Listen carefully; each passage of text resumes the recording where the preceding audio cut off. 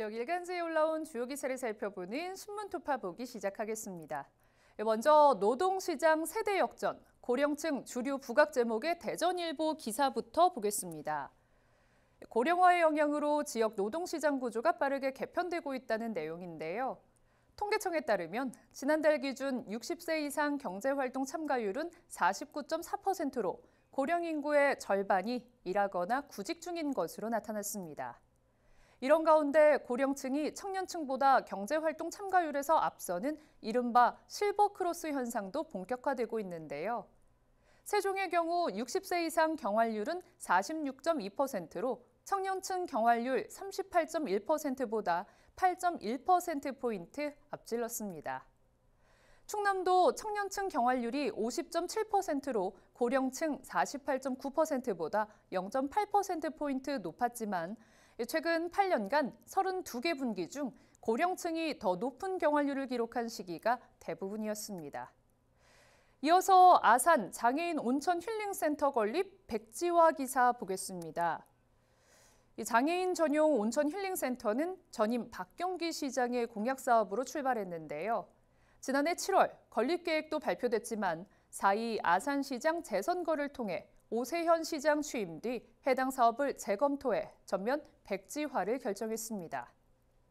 아산시는 타당성 연구 용역 결과도 비용 편익값이 1 미만으로 경제적 타당성이 없는 것으로 나타났고 사업비 전액을 시비로 충당해야 해 재정 부담이 가중된다는 설명인데요. 오는 2027년 준공 예정인 반다비 체육관에 수중운동실 등이 포함돼 장애인 온천 힐링센터를 별도로 건립할 필요가 없다고 판단했다고 밝혔습니다. 다음은 충남이 키운 청년농들이 스마트팜을 통해 억대 연봉을 실현하고 있다는 소식 함께 보겠습니다.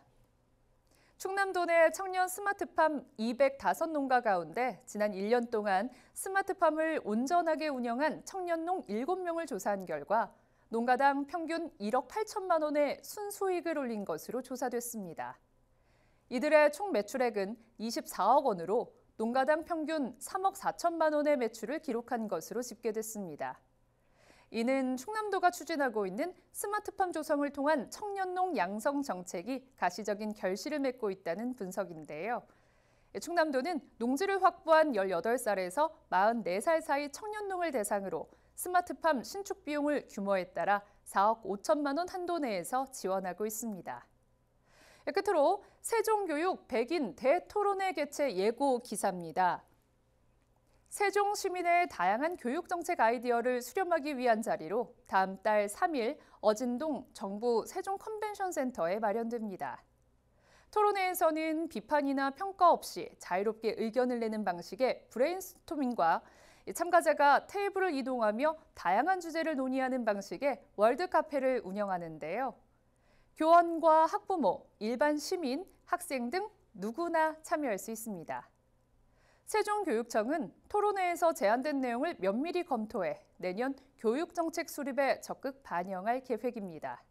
지금까지 지역신문 살펴봤습니다. 계속해서 사진뉴스입니다. 행복출산 천안형 산후조리 지원사업 전용 카드가 오는 20일 출시됩니다. 이 카드는 산후조리 관련 7개 분야, 50개의 업종에서 사용할 수 있습니다. 아산 방문의 해를 맞아 이달 한 달간 지역의 대표적인 관광명소인 외암민속마을을 야간 개방합니다.